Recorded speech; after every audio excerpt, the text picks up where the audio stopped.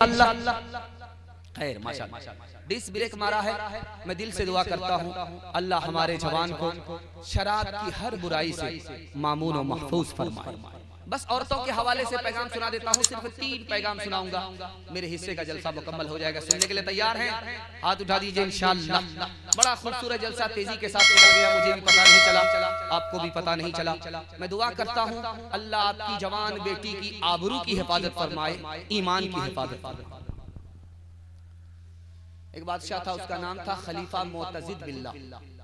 जवान था, बड़ा खूबसूरत था, बार बार शीशा देखता था, बार बार शीशा देखता था और बड़ा खुश होता था, क्या चेहरा है।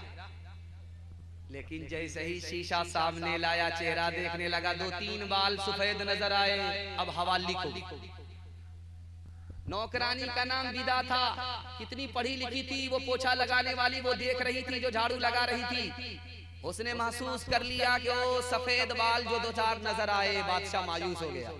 करीब आकर के कहा, बादशाह सलामत, घबराने की कोई बात नहीं है, हमारी दुआ है कि आप अपने नाती को बूढ़ा होते हुए देखें, आप अपने पोते को बूढ़ा होते हुए देखें। 2-4 बाल जो आपकी दाढ़ी में सफेद आए हैं, आपका चेहरा नूरानी हो गया है।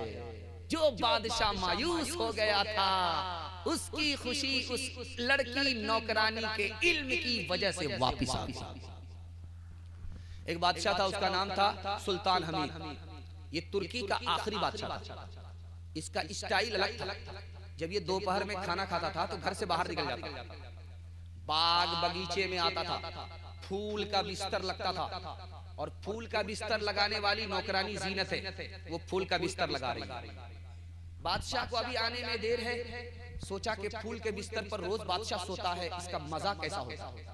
बादशाह को आने में देर है, थोड़ी देर सो करके देखना चाहिए। लड़की थकी हुई है, जैसे ही फूल के बिस्तर पर सोई, आंख लगी।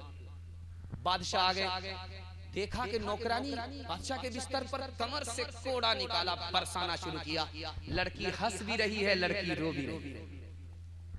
बादशाह ने पूछा कि ओ लड़की, तुम्हारा रोना तो हमको समझ में आ रहा है, लेकिन तुम हंस क्यों रही हो? कहा, हुजूर हंसने की छोटी सी वजह, मैं फूल के बिस्तर पर सो गई थोड़ी देर के लिए, आपने मुझे इतने कोड़े मारे, इस फूल के बिस्तर पर आपने बचपन से 55 कर दिया है।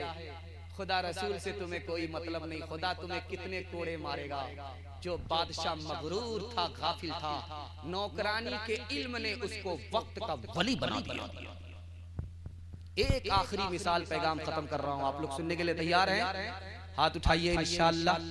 वस्तानिया फौकानिया की डिग्री अपनी बेटी को सिर्फ दिलाएंगे, हाथ उठाइए इंशाअल्लाह। वस्तानिया फौकानिया की सिर्फ डिग्री होगी, तालीम नहीं होगी तो छछुंदर होगी, सर में बाप चंबेली का तेल लगाएगा, इसके अलावा कुछ नहीं। जनाजा बस्ती से उठा, एक बूढ़ा बोला कि ये जिंदा का जनाजा है या मुर्दा का जनाजा। एक जवान बोला कि रांची से आए हो, अगर ये जिंदा होता तो इसका जनाजा उठता। बगल में 7 साल की लड़की थी, उसने कहा कि इस चचा जान ने, बड़े मियां ने सही कहा। अब वो जवान बोला कि ये बड़े मियां ने जो कहा कि जिंदा का जनाजा है या मुर्दा का जनाजा, कैसे सही कहा? उस 7 साल की बच्ची ने समझाया कि बड़े मियां का कहना सही है, मरने वाला अगर मर गया है, उसका बेटा जिंदा है, अपने माँ बाप को दुआ में सदका खैरात में याद करता है, तो ये जिंदा का जनाजा है, मुर्दा का जनाजा नहीं है। मरने वाला अगर मर गया है, उसका बेटा जिंदा है, अपने माँ बाप को भूल गया है, दुआ खैर में इसाले सवाब में याद करता ही नहीं है, तो ये मुर्दा का जनाजा है, जिंदा का जनाजा नहीं है। आप अपनी बेटी को बेटे से ज्यादा पढ़ाइए। क्यों? इसकी वजह बताओ। 4 मंजिल में आपकी बेटी पहुंचती है। पहली मंजिल में बेटी, दूसरी मंजिल में बीवी, तीसरी मंजिल में माँ, चौथी मंजिल में सास।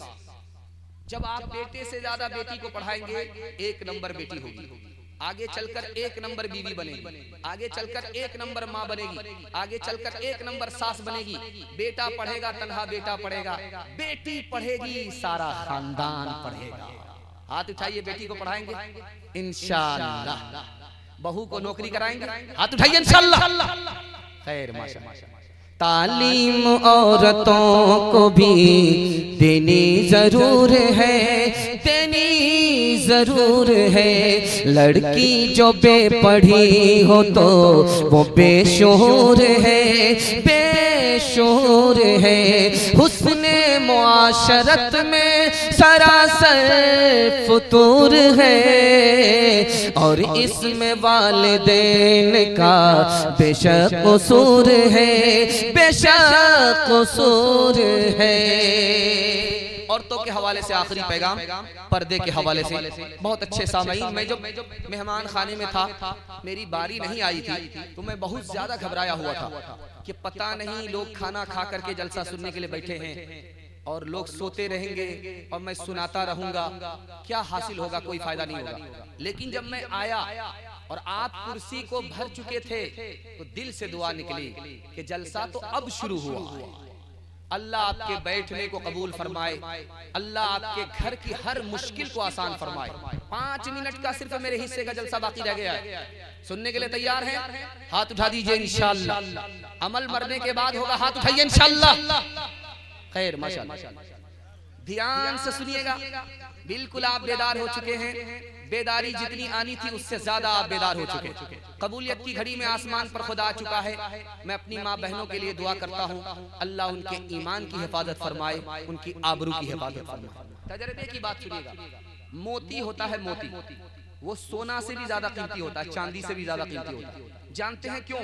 उस मोती के अंदर पानी होता है, पानी है मोती में, तो मोती सोना से भी ज्यादा कीमती, चांदी से भी ज्यादा कीमती। और वो पानी जो मोती के अंदर था वो निकल गया, तो उस मोती की कोई कीमत नहीं, फूटी कौड़ी में भी कोई नहीं खरीदता। जब औरत के अंदर हया होती है तो औरत से बढ़कर दुनिया की कोई बेहतर दौलत हो नहीं सकती। जब औरत के अंदर से हया निकल जाती है जैसे मोती से पानी, तो वो औरत दुनिया की सबसे बड़ी मुसीबत होती है। मर्द सोना पहन नहीं सकता, अंगूठी भी नहीं पहन सकता, बाला भी नहीं पहन सकता, सोने का कोई जेवर मर्द नहीं पहन सकता, लेकिन औरत पहन सकती है। लेकिन जो औरत सोने का जेवर पहन रही है, कुछ औरत को सोना पहनने पर अजाब हो रहा है। ऐसा कैसे, मैं बताने के लिए जा रहा हूँ। सोना पहन रखा है, निसाब के बराबर है, ज़कात नहीं दे रही है, सोना पहनने पर अजाब होगा। सोना पहनने से पहले कोने को पकड़ी हुई थी, कोने से बाहर नहीं निकलती थी। जैसे ही घर के मर्द ने सोना पहनाया, कोने से बाहर निकल गई, नुमाइश कर रही है। इस औरत को सोना पहनने पर भी अजाब होगा। सोना पहनने से पहले सर झुका करके चलती थी, औरत की तरह चलती थी। जैसे ही सोना पहना गया, सर उठा करके चल रही है, जिब्रील को देख रही है, आसमान से वही लेकर के आ तो नहीं रहा है। इस औरत को सोना पहनने पर भी अजाब होगा। ट्रेन में सफर हो रहा था, शेखुल इस्लाम मौलाना हुसैन अहमद मदनी रहमतुल्लाह अलैह। अंग्रेज बोला, हजरत मुझको मुसलमान मर्द पसंद है, औरत पसंद नहीं। तो हजरत ने पूछा कि मुसलमान औरत तुमको क्यों पसंद नहीं है? कहा जैसे कफन में मुर्दा लिपटा हुआ होता है, ये औरत बुरके में लिपटी हुई होती है। जैसे मुझको मुर्दा पसंद नहीं, उसी तरह मुसलमान औरत पसंद। तो हजरत ने कोई जवाब नहीं दिया, चाकू निकाला, नींबू काटा और गिलास में गार करके शरबत बनाया। जब पीने लगे तो अंग्रेज से कहा, मैं अपना शरबत पी रहा हूँ और नींबू कटने की वजह से आपके मुंह में जो शरबत पैदा हुआ वो आप पी।